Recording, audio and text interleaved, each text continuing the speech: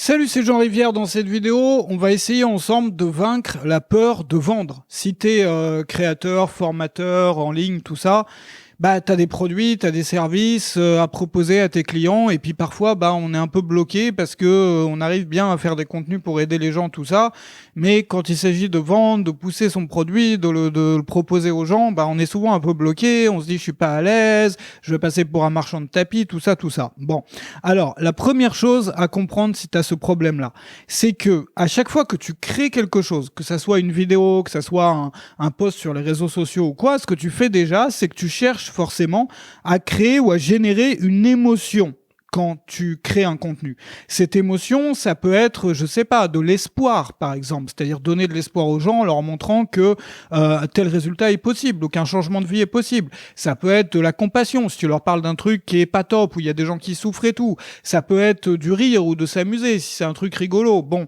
c'est-à-dire que tu as toujours cette création d'une émotion qui est derrière. C'est-à-dire que tu crées ce contenu-là pour déclencher une émotion ou partager une émotion avec les gens. Et c'est la même chose finalement dans tous les types de création. Si tu regardes par exemple dans la chanson, quelqu'un qui écrit des chansons, c'est pour déclencher une émotion. T'as des chansons qui donnent envie de tout casser, où on s'excite sur les tambours et tout. T'as des chansons qui donnent envie de pleurer, des chansons qui donnent envie d'aimer. Bref, c'est fait dans un but qui est, quand on l'écoute, d'avoir cette émotion-là ou de partager avec l'artiste cette émotion-là. Quand tu regardes un film, c'est pareil. Bon, l'objectif d'un film, ou des gens qui ont écrit l'histoire du film, c'est de déclencher une émotion chez les gens qui le regardent. C'est la même chose pour un roman. Et c'est la même chose finalement pour une vidéo, c'est la même chose pour une formation, et c'est la même chose aussi pour un compte. Oula ! Bon, bah c'est pas grave. C'est la même chose aussi pour les contenus de vente finalement. C'est la même chose pour les pages de vente. C'est la même chose pour les vidéos de vente. C'est la même chose pour les emails qui vendent des produits. Simplement, la seule différence, c'est que l'émotion qu'on cherche à créer quand on vend, ça n'est bien évidemment pas la même. L'émotion qu'on cherche à déclencher, c'est le désir pour ce produit, ou même plus que le désir pour ce produit, le désir pour la solution qui est proposée par le produit. C'est-à-dire qu'il n'y a pas de différence entre le contenu que tu fais, le contenu des gratuits ou le contenu sur tes réseaux sociaux, etc., que tu vas faire pour déclencher une émotion qui peut être une émotion de, je sais pas, liée à l'amusement ou liée, je sais pas, à n'importe quoi, ou à l'espoir, ou à ceci ou à cela, et l'émotion qui va être déclenchée par un contenu de vente dans lequel ça va être le désir de la solution ou du produit. Donc, il faut se détendre avec ça. C'est exactement la même chose. Si tu le vois comme ça, d'un coup, ça devient plus facile. Tu sais, quand tu crées du contenu gratuit ou un post sur les réseaux sociaux ou autre chose, tu t'amuses souvent à le créer. Et souvent, ceux qui marchent le mieux, en termes d'émotions déclenchées, c'est ceux où tu t'es un peu amusé, où tu t'es fait plaisir, en tout cas, à le créer, parce que toi-même, tu ressentais cette émotion-là, et puis t'essayais de la partager. Surtout quand tu fais un truc un peu rigolo, tu t'amuses en le faisant. Bon. Et tu partages cette émotion-là avec les gens derrière.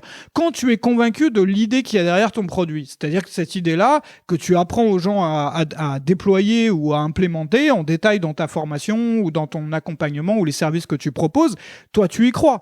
Donc, tu as envie de partager cette idée-là avec les gens. Et c'est exactement la même chose. Donc ça, c'est juste peut-être un changement de paradigme ou un recadrage qui permet de voir les choses plus simplement. Maintenant, pour rentrer dans le concret, pour entrer dans les choses vraiment concrètes, si tu as des problèmes pour vendre, des problèmes, tu vois, plus une sorte d'appréhension à la vente, alors ça, c'est typiquement pour les formateurs, pour les gens qui font de l'accompagnement, du coaching aussi, quand on vend des méthodes finalement. C'est que il faut voir que toi, derrière ta formation ou l'accompagnement que tu proposes, il n'y a pas seulement des techniques. Il y a d'abord une grande idée. C'est-à-dire que, d'ailleurs, c'est vrai plus sur le web que partout ailleurs, parce on a tous une personnalité différente en tant que créateur, en tant que formateur. On a tous aussi une vision du monde et une vision de nos thématiques différentes. Bon.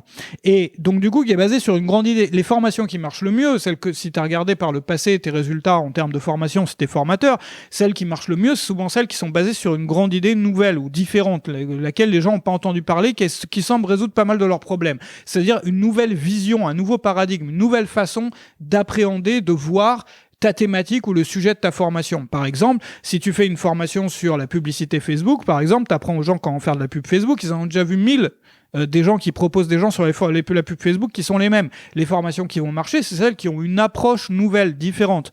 de laquelle ils n'ont pas entendu parler avant et qui semble résoudre beaucoup d'obstacles sur lesquels ils sont en train de buter. Bon, donc ça veut dire quoi? Ça veut dire qu'il y a une grande idée derrière. Par exemple, une des grandes idées, moi, que j'essaye de prêcher là depuis maintenant un bon moment, et parce que j'y crois et que je pense que ça peut vraiment aider les gens, c'est que il faut arrêter de tout baser sur l'audience, qu'on peut avoir des super résultats avec une petite audience, à condition de travailler différemment, de proposer plus de choses aux mêmes clients. Là, je fais une parenthèse pour te développer cette idée-là, pour que tu vois de quel type d'idée je parle. Donc c'est une parenthèse dans cette vidéo, qu'il y a deux choix dans notre métier finalement. Soit on travaille à avoir de plus en plus d'audience pour vendre un produit unique ou quelques produits.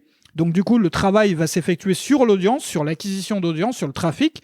Soit on a une audience définie, c'est-à-dire un petit groupe de gens qui vont pas trop changer, c'est-à-dire quand il y en a qui partent, il y a des nouveaux, mais bon, c'est stable, ça peut augmenter un peu, mais on n'a pas pour objectif de devenir ultra populaire ou célèbre, bon, ni de toucher tout le monde. Par contre, on va faire plus de produits, on va proposer plus de choses aux mêmes personnes.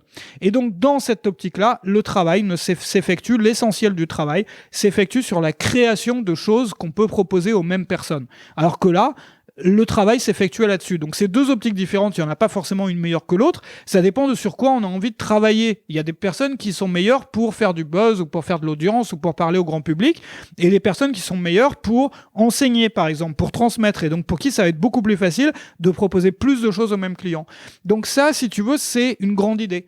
Donc derrière, si je réussis à convaincre des personnes de ça, en quoi moi je crois, enfin c'est viscéralement, enfin c'est, tu vois bien, moi je vis par ça, bon, ben les personnes que j'aurais convaincues de ça va être très facile derrière de leur proposer une formation qui leur apprend comment implémenter ça dans les moindres détails, étape 1, étape 2, étape 3, ou un programme en X jours ou semaines pour mettre en place les bases d'un système basé sur cette idée. Tu vois? Donc en fait, le travail que j'ai à faire, quand j'ai une idée comme ça qui est différente, ça n'est pas autant de vendre la formation que de, entre parenthèses, vendre l'idée. C'est-à-dire que je suis même pas là pour vendre un produit, je suis là pour convaincre les gens que cette idée est là et qu'elle est valide, qu'il y a deux façons de faire et que si cette façon-là est pas pour toi, que tu peux être sauvé par cette façon-là.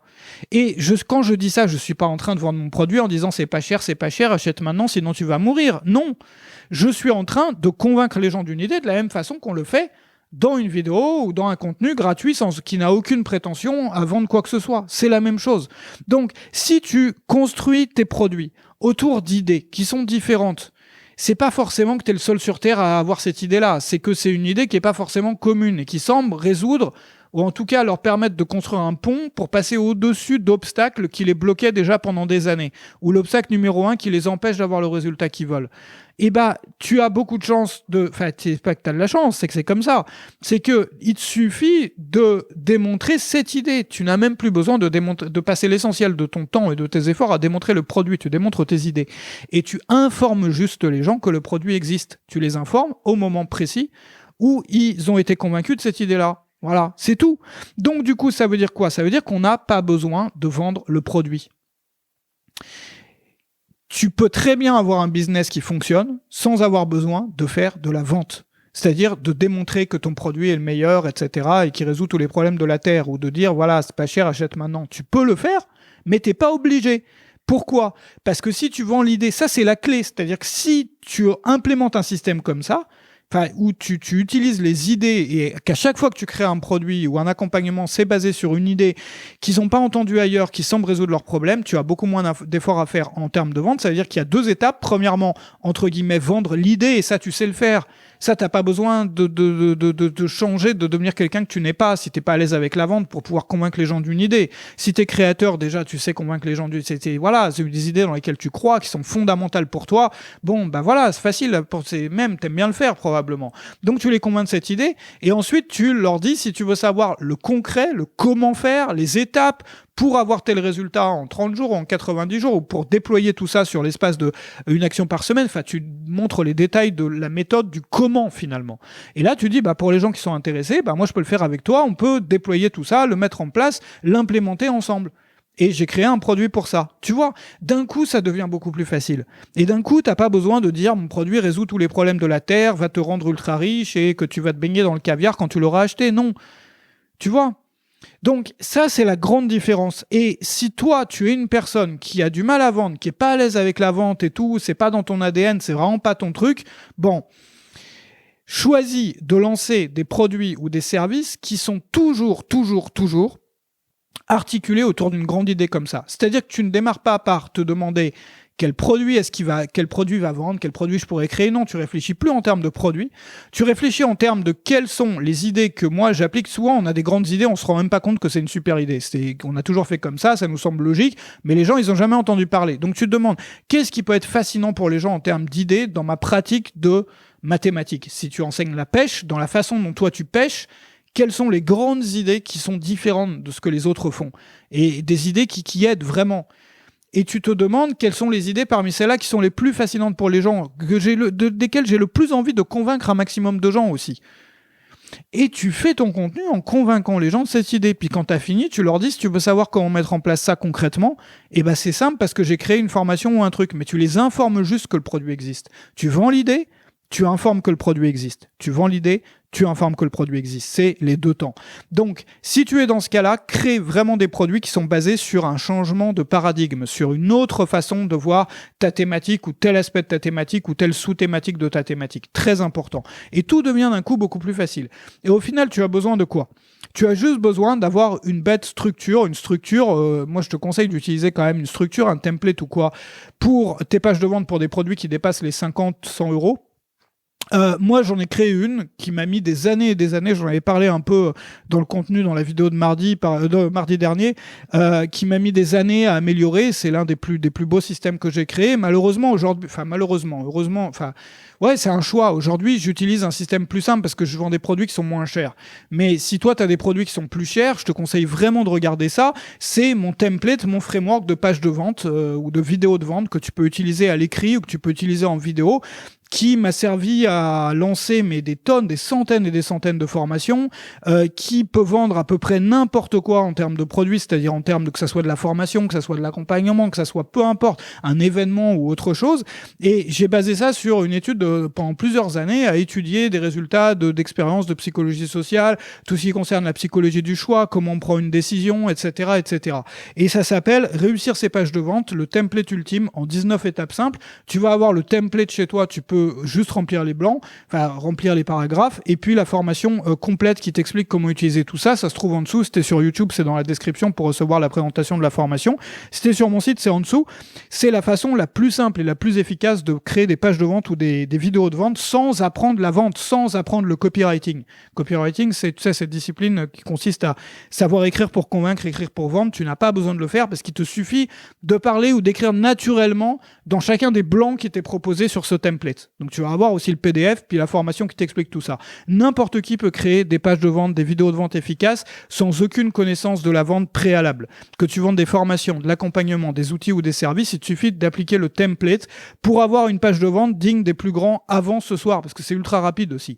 Donc il te suffit de remplir les blancs, il y a 19 étapes toutes simples. C'est le modèle exact de page de vente qui est derrière le succès de pas mal de grands noms du web. Il est utilisé aujourd'hui par une grande partie des personnes qui proposent des formations ou autres sur le web, qui parfois l'ont adapté un peu à leur sauce, ont modifié certaines parties, mais il a servi au succès à déployer il a servi tellement à tellement de gens, pas forcément dans sa version finale, parce qu'à l'époque il faisait 13 étapes, j'ai rajouté des étapes, j'ai amélioré au fil des années, mais bon, ça a aidé déjà des centaines et des centaines de créateurs.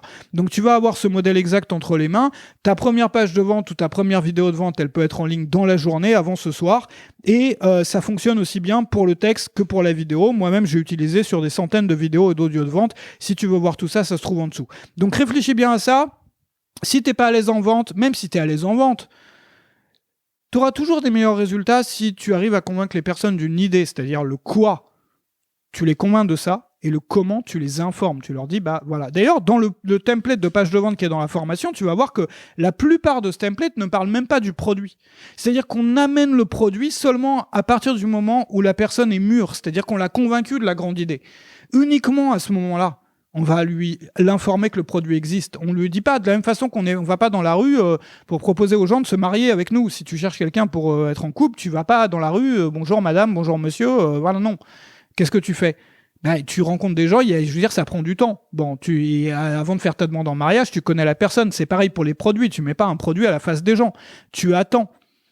Tu vois, Là, je te parle de produits qui sont pas des achats d'impulsion, hein, des produits donc qui correspondent à un tarif. Voilà, tout à l'heure, je te disais au-delà de 100 euros, mais finalement, à partir de 100 euros, mais finalement, il y a pas vraiment de règles parce que selon les thématiques, l'âge des gens, s'ils ont de l'argent ou pas, s'ils sont impliqués dans la thématique ou pas, bon, ça, c'est universel. Tu peux vendre des produits aussi pas chers du tout avec ça, en faisant tu peux tout vendre avec ça. Voilà. Donc, j'espère que ça va te servir. Je te remercie d'avoir été là aujourd'hui. J'espère que ça aura débloqué un peu certaines choses pour les gens qui sont pas à l'aise avec la vente. N'hésite pas à t'abonner aussi à la chaîne YouTube parce que je fais des vidéos comme ça, des mini-cours plusieurs fois par semaine. Et puis, je te retrouve en dessous donc pour la formation sur les pages de vente que tu peux utiliser pour les pages et les vidéos de vente. Et je t'ai mis aussi 2 vidéos qui doivent s'afficher normalement, qui sont proposées par YouTube si tu en avais loupé l'une ou l'autre. Excellente journée chez toi. Salut, salut.